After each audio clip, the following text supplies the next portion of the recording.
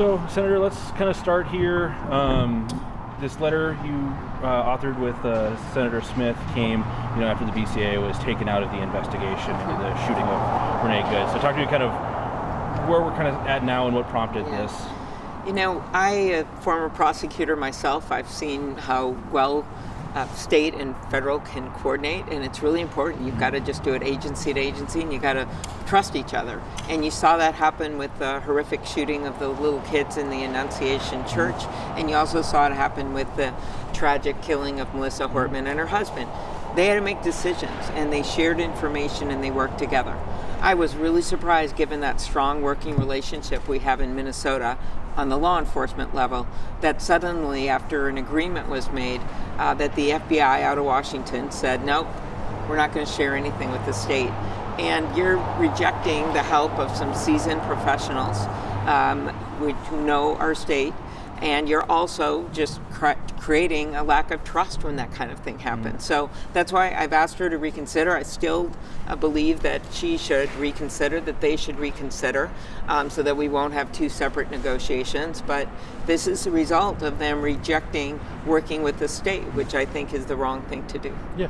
Do you, why do you think the BCA isn't being involved in this at all, given that, that relationship that's been going on? I think it's, I just don't think we should be bringing those politics into law enforcement. And also just some of the words and things that have been said, I almost feel like they're trying to trigger a reaction from the people of the state. And I'm proud that so far there's been peaceful vigils.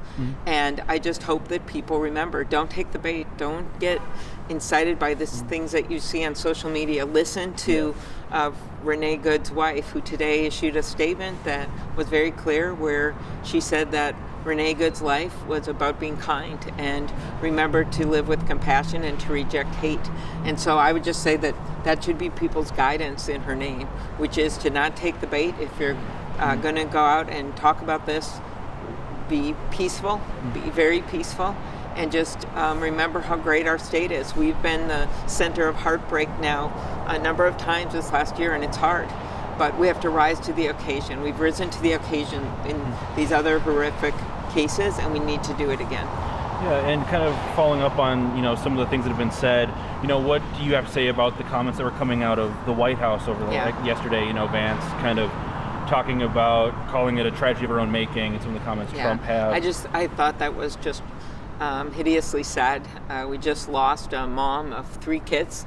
An orphan now of 6-year-old because her husband had died, and to think that this mom, you're going to condemn her the way they did without even knowing all the facts. There hasn't been an open investigation of any kind, and all signs point to that she was a kind person and a mom, and I don't understand why they would talk like that. And so just my plea to Minnesotans is to just remember who we are, and we're going to have differences. We certainly will have political differences, but to really reach out and try to remember that the great state we are, and we've come through all of this, and we're going to get through this as well.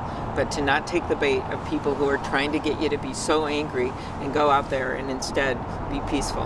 Yeah. Does it concern you that it seems like the White House is trying to assign a narrative before we've got that investigation done? Yes, investigations. I have my own views on watching this video, but my point is that they're supposed to just simply do an investigation, look at all the facts, and tell us what happened here. And when you start spouting opinions and you shut out seasoned professionals from law enforcement, from the state, who are not political, you send a really bad message about trust.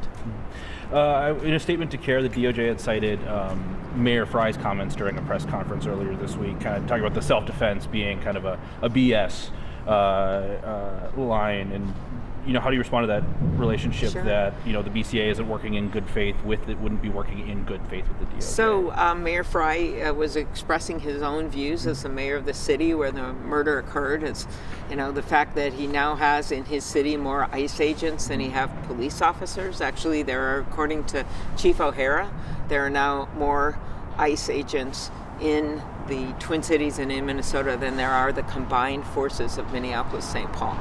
But here's the key thing. Mayor Frye doesn't run the Bureau of Criminal Apprehension. that's not his agency. And so they would be professionals that would be making their own decisions and investigating something completely independent of the mayor.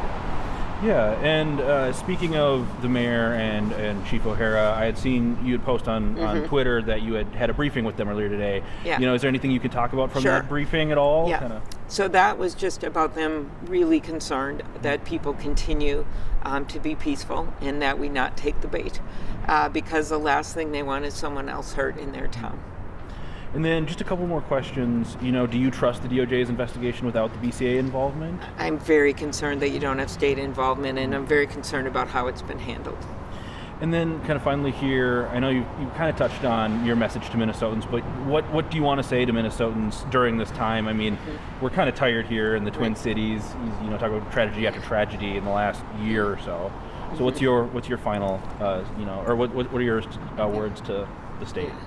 Well, once again, we're the center of heartbreak, but it's not just our state, it's national heartbreak of some of these things that are going on.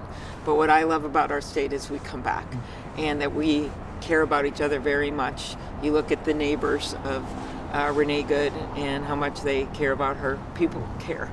And we cannot let this negativity from the outside and people trying to trigger people into being more and more angry, we can't let it change our spirit, because we have a special spirit here in Minnesota and we're proud of our state and we're not going to let them bring us down.